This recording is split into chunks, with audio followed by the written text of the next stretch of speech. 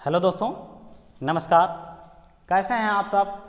मैं विमलेश कुमार आप सभी का आपके अपने यूट्यूब चैनल जीएमडी क्लासेज में हार्दिक स्वागत अभिनंदन करता हूं। स्टूडेंट्स,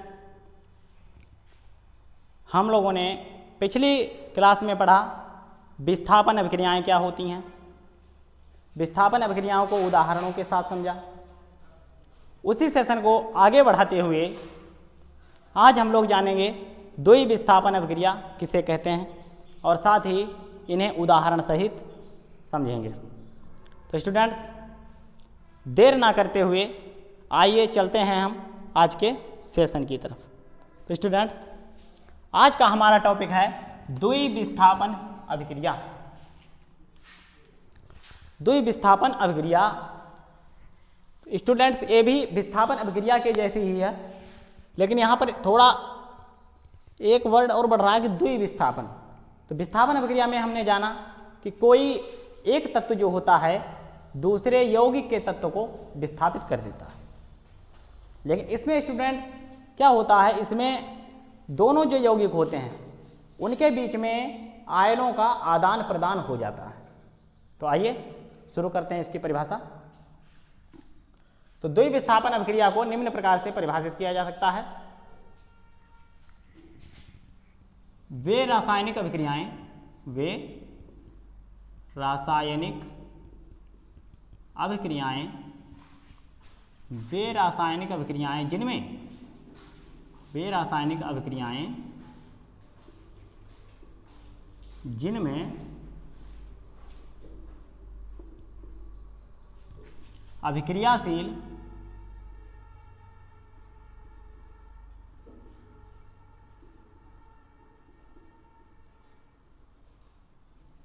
जिनमें अभिक्रियाशील यानी कि जो भी अभिकर्मक कार्य कर रहे हैं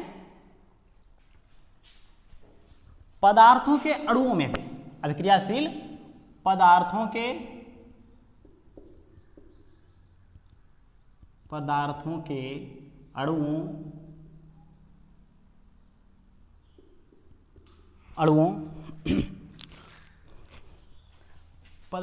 अणुओं में दो भिन्न आयन, पदार्थ के अणुओं में दो भिन्न आयन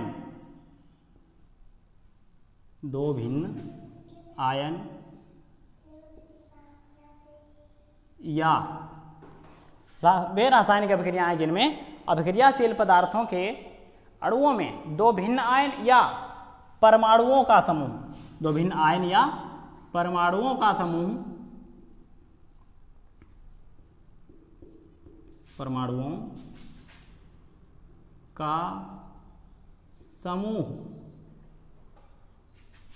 एक दूसरे को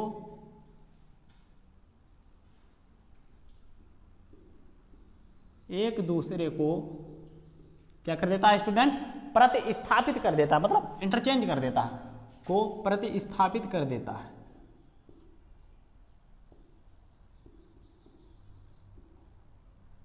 प्रतिस्थापित कर देता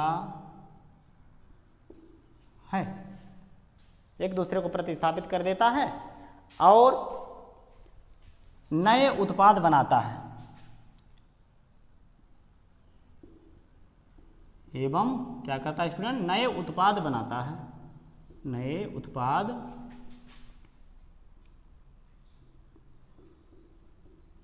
बनाता है। इस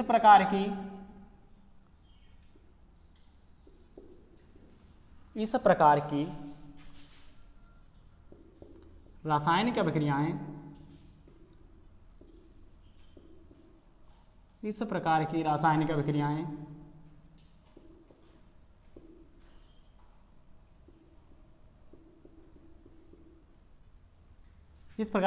अभिक्रियाएं क्या कहलाती हैं स्टूडेंट? द्वि विस्थापन अभिक्रियाएं कहलाती हैं। द्वि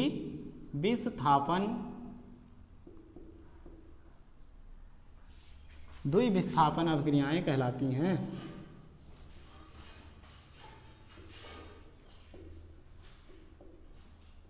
तो ये विस्थापन अभिक्रियाएं कहलाती हैं। कहलाती हैं। तो स्टूडेंट क्या समझा आपने, ध्यान दीजिए, वे रासायनिक अभिक्रियाएं जिनमें अभिक्रियाशील मतलब अभिकारक, जो भी पदार्थ आपस में भाग ले रहे हैं वही अभिकारक कहलाते हैं। तो अभिक्रियाशील पदार्थों के अणुओं यानी कि उन्हीं अभिकारकों के अणुओं में दो भिन्न आयन मतलब अलग अलग आयन या परमाणुओं का समूह एक दूसरे को प्रतिस्थापित कर देता है। क्या कर देता है? प्रतिस्थापित कर देता है, मतलब बदल देता है एक दूसरे में, एवं नए उत्पाद बनाता है। और बदलने के बाद क्या करता है? नए उत्पाद बना देता है। इस प्रकार की रासायनिक अभिक्रियाएं द्वि विस्थापन अभिक्रियाएं कहलाती हैं। तो उम्मीद करता हूं परिभाषा आपको समझ में आई होगी। अगर समझ में आई है तो लाइक कीजिए। आइए, इस प्रकार की रासायनिक अभिक्रियाओं का सामान्य रूप क्या होता है देखते हैं। इस प्रकार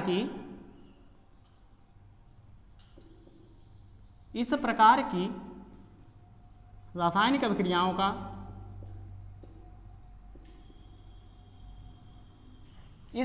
जो भी रासायनिक अभिक्रियाएं होती हैं उनका सामान्य रूप इस प्रकार की रासायनिक अभिक्रियाओं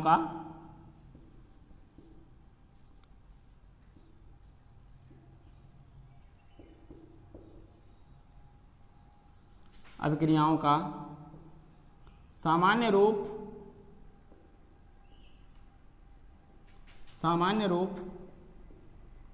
निम्न प्रकार होता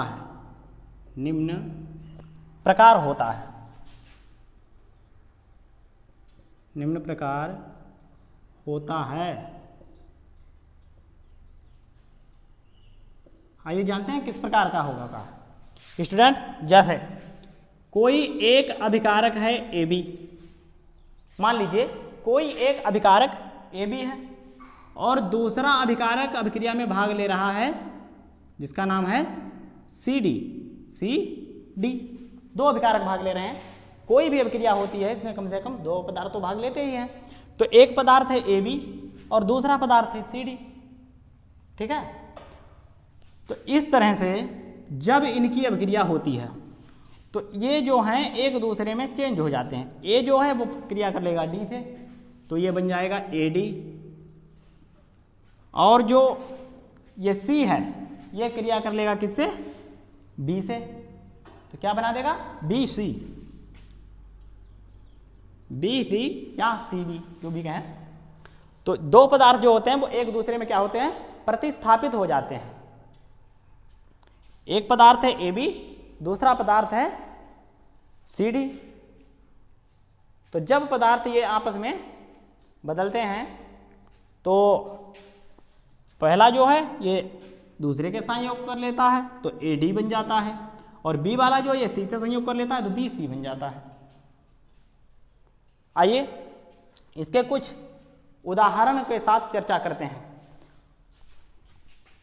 चर्चा करेंगे उदाहरणों के साथ, उदाहरण यानी कि एग्जाम्पल्स। तो आइए लेते हैं हम लोग अपना पहला एग्जाम्पल, जो कि है हमारा sodium sulphate Na2SO4 sodium sulphate. और दूसरा हमारा अभिकारक है बेरियम क्लोराइड यानी कि BaCl2।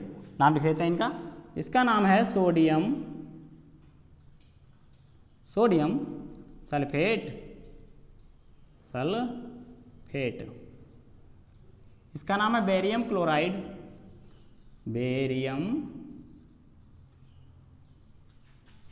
नाम है इसका। क्या नाम है स्टूडेंट? Barium chloride. याद रखिएगा, भूलिएगा मत बिल्कुल।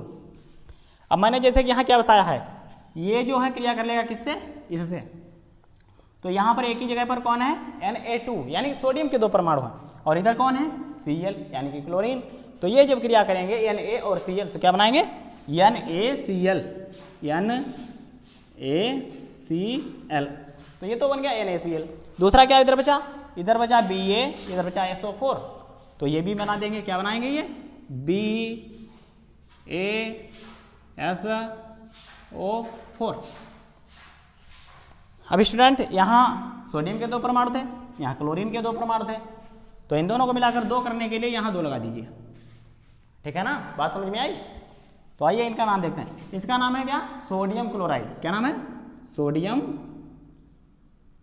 क्लोराइड।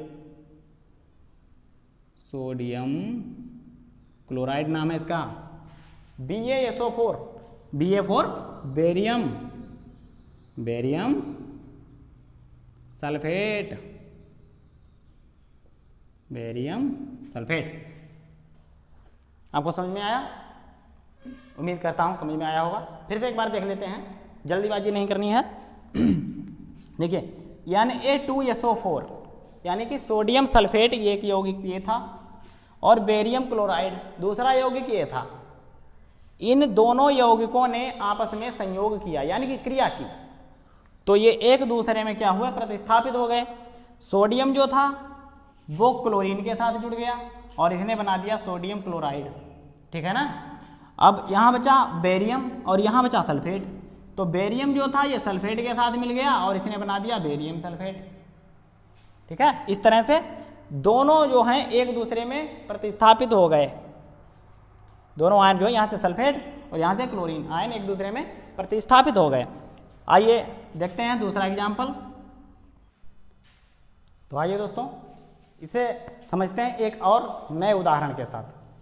तो हमारा दूसरा उदाहरण है, इस बार हम लेड नाइट्रेट की क्रिया करा देते हैं पोटेशियम आयोडाइड के साथ। तो लेड नाइट्रेट सूत्र है PbNO3(2). ये सूत्र है लेड नाइट्रेट का। किससे क्रिया कराएंगे? पोटेशियम आयोडाइड से क्रिया कराएंगे। पोटेशियम आयोडाइड से क्रिया कराएंगे।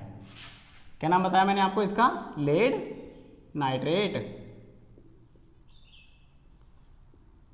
लेड नाइट्रेट पोटेशियम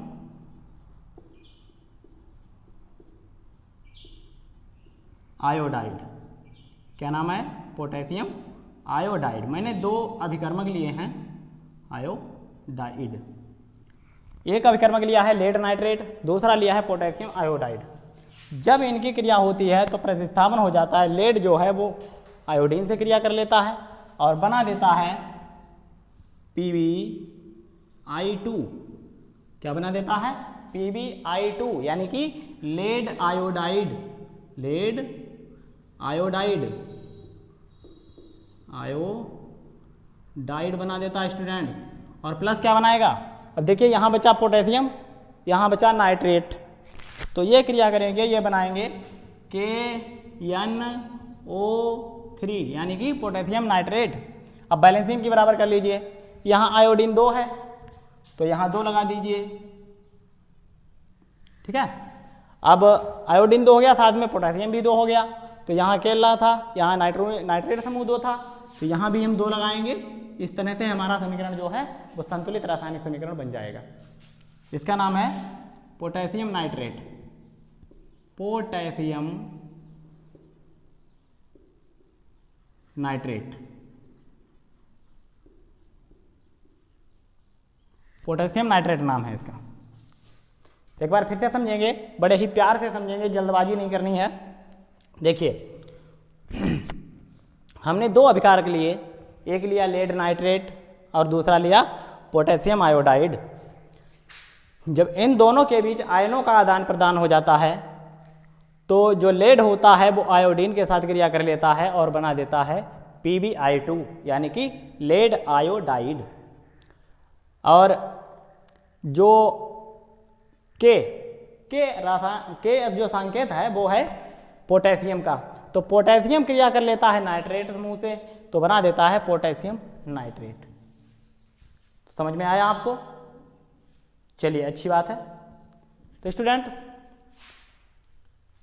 जितने भी नए सदस्य जुड़ रहे हैं हमारे इस चैनल से वो कृपया चैनल को सब्सक्राइब करें।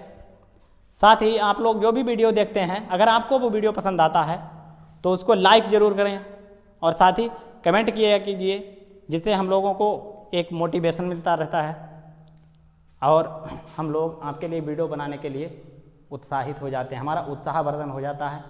तो इसीलिए जो भी आप वीडियो देखें उसको लाइक करने के साथ साथ कमेंट भी करें, और जो भी आपके मित्र या रिश्तेदार वगैरह जो भी पढ़ाई कर रहे हैं, स्टूडेंट चाहे वो किसी भी क्लास का हो, चाहे वो 6 से 12 में पढ़ रहा है या कंपटीशन एग्ज़ाम की तैयारी कर रहा है, जितने भी कंपटीशन एग्ज़ाम होते हैं वो भी NCERT सिलेबस जो हैं पूछते ही पूछते हैं।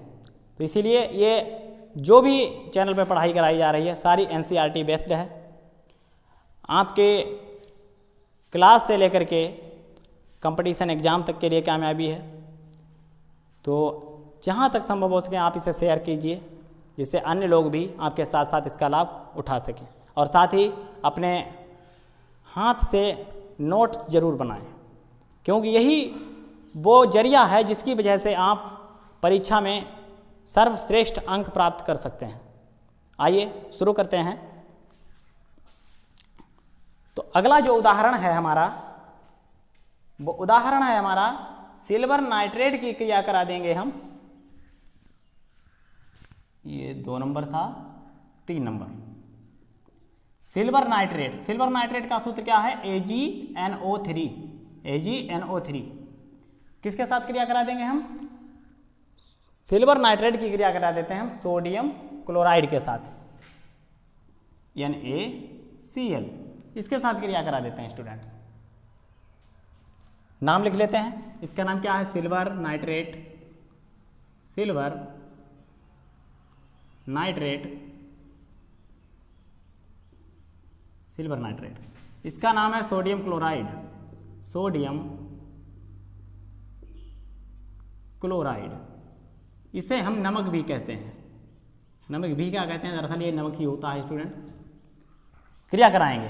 देखिए मैंने क्या कहा था कि जो आयन्स हैं उनके बीच में अदला बदली हो जाती है द्विविस्थापन अभिक्रिया में।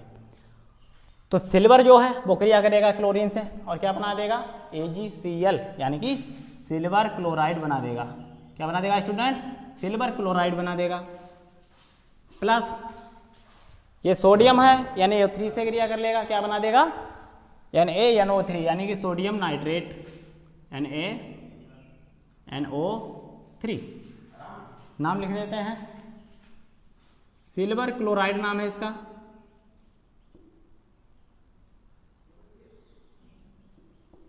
सिल्वर क्लोराइड नाम है स्टूडेंट्स। क्या नाम है? Silver chloride. और इसका नाम है सोडियम नाइट्रेट। Sodium nitrate. मैं आशा करता हूं कि आप लोगों को समझ में आ रहा होगा। देखिए 2 अभिकार के लिए, कौन से? AgNO3 यानी कि सिल्वर नाइट्रेट और NaCl यानी कि सोडियम क्लोराइड। ठीक है, इन दोनों के बीच में जब आयन चेंज हो गए तो सिल्वर ने क्रिया कर ली क्लोरीन के साथ और बना दिया सिल्वर क्लोराइड। सोडियम ने नाइट्रेट से क्रिया करी तो बना दिया सोडियम नाइट्रेट। आइए चलते हैं अगले उदाहरण पर।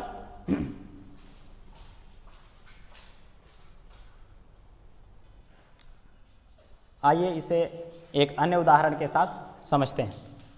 उदाहरण नंबर 4, चौथा उदाहरण है हमारा। लेड नाइट्रेट की क्रिया करा देते हैं सोडियम सल्फेट के साथ। लेड नाइट्रेट सूत्र लिखा हुआ है PbNO3(2). ये हो गया हमारा क्या? Lead nitrate. किससे क्रिया कराएंगे? सोडियम सल्फेट से क्रिया कराएंगे, Na2SO4। नाम लिख लेते हैं। इसका नाम है लेड नाइट्रेट। इसको तो आप पहचान ही चुके हैं क्योंकि 2-3 बार आपको रिएक्शन करा चुका हूँ इसकी। Lead nitrate, lead nitrate. यह है सोडियम सल्फेट। सोडियम सल्फेट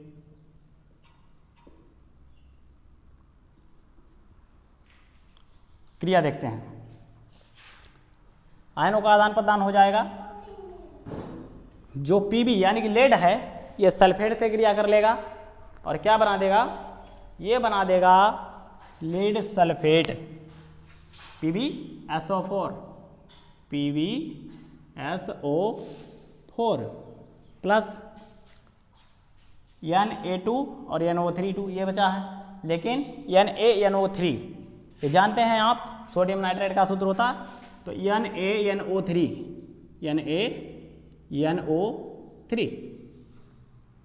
यहाँ दो लगा, दो यहाँ भी लगा दीजिए। ठीक है, क्या नाम हो जाएगा इसका? सोडियम नाइट्रेट नाम हो जाएगा। फिर से समझिए, लेड नाइट्रेट की क्रिया कराते हैं हम सोडियम सल्फेट के साथ, तो लेड नाइट्रेट जलीय विलयन को सोडियम सल्फेट के जलीय विलयन में मिलाते हैं, तो lead sulphate PbSO4 lead sulphate, और ये कैसा होता है? सफ़ेद रंग का होता है। सफ़ेद रंग का एक अवक्षेप के रूप में प्राप्त होता है। लेड सल्फेट का अवक्षेप प्राप्त होता है। लेड सल्फेट सफ़ेद अवक्षेप प्राप्त होता है। इसका नाम तो बता ही चुके हैं आपको, सोडियम नाइट्रेट है। अगला एग्जाम्पल देख लेते हैं।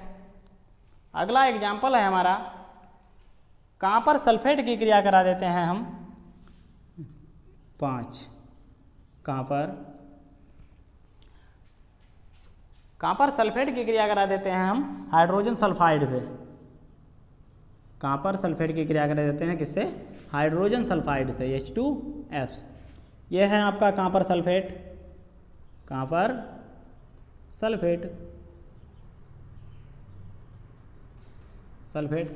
और यह है आपका हाइड्रोजन सल्फाइड।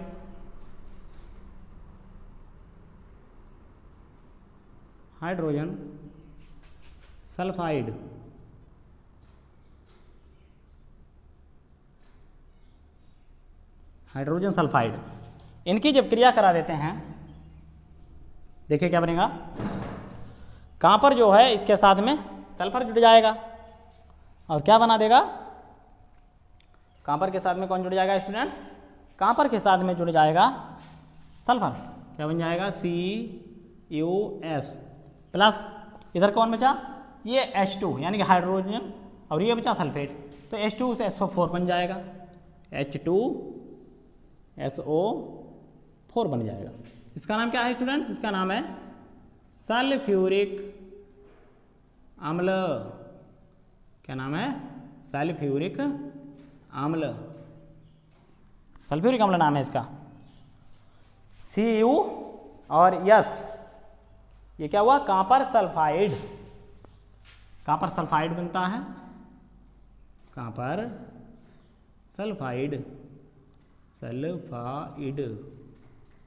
कॉपर सल्फाइड बनता है और सल्फ्यूरिक अम्ल बनता है। 5 एग्जाम्पल हुए स्टूडेंट्स। आइए एक और एग्जाम्पल के साथ समझते हैं। एग्जाम्पल है हमारा नंबर 6, बेरियम हाइड्रोक्साइड। BaOH का होल ट्वाइस। इसकी क्रिया करा देते हैं हम अमोनियम क्लोराइड के साथ। किसके साथ क्रिया करा देंगे स्टूडेंट? अमोनियम क्लोराइड के साथ क्रिया करा देंगे। नाम लिख लेते हैं, बेरियम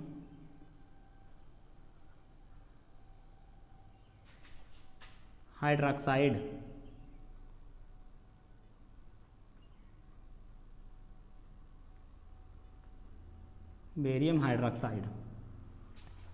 और यह है, इसको नौसादर भी बोलते हैं। नौसादर, क्या नाम है? नौसादर। और अमोनियम क्लोराइड भी बोलते हैं।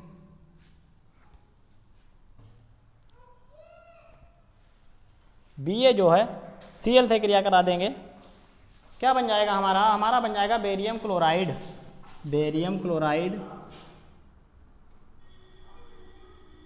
प्लस क्या बन जाएगा? ये अमोनियम मूलक जो है हाइड्रोक्साइड से क्रिया कर लेगा, और ये बना देगा NH4OH। यहाँ स्टूडेंट्स आप देख सकते हैं OH के 2 मूलक थे, तो OH यहाँ 1 है, इसीलिए इसको 2 यहाँ हो जाएगा, और यहाँ क्लोरीन 2 है, तो यहाँ क्लोरीन करने के लिए 2 यहाँ लग जाएगा। क्या क्या बन गया? ये तो बना आपका बेरियम क्लोराइड,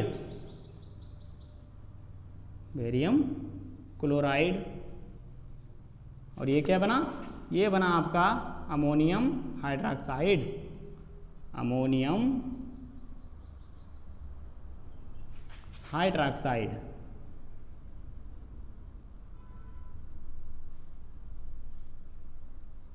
अमोनियम हाइड्रोक्साइड, ठीक है,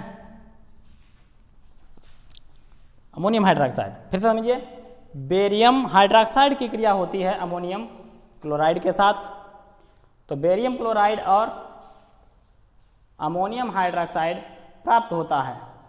इसी तरह से उदासीनीकरण भी अब क्रिया होती है इसी से। अगला एग्जाम्पल ले लेते हैं, अगला एग्जाम्पल हम लोग ले लेते हैं हाइड्रोक्लोरिक अम्ल और सोडियम हाइड्रोक्साइड। हाइड्रोक्लोरिक अम्ल सूत्र होता है HCl, और क्या ले लेते हैं, सोडियम हाइड्रोक्साइड ले लेते हैं यानी AOH, ठीक है, नाम लिख लेते हैं। क्या नाम बताया मैंने आपको, हाइड्रोक्लोरिक अम्ल, हाइड्रोक्लोरिक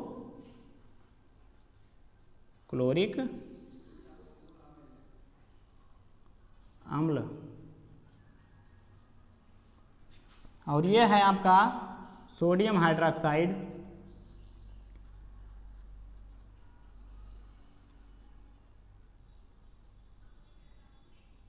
सोडियम हाइड्रोक्साइड नाम है इसका। तो आइए देखते हैं, Na जो है वो क्लोरीन से क्रिया कर लेगा, क्या बना देगा, NaCl। आप लोग जानते हैं NaCl क्या होता है, सोडियम क्लोराइड यानी कि नमक होता है। तो नाम लिख लेते हैं सोडियम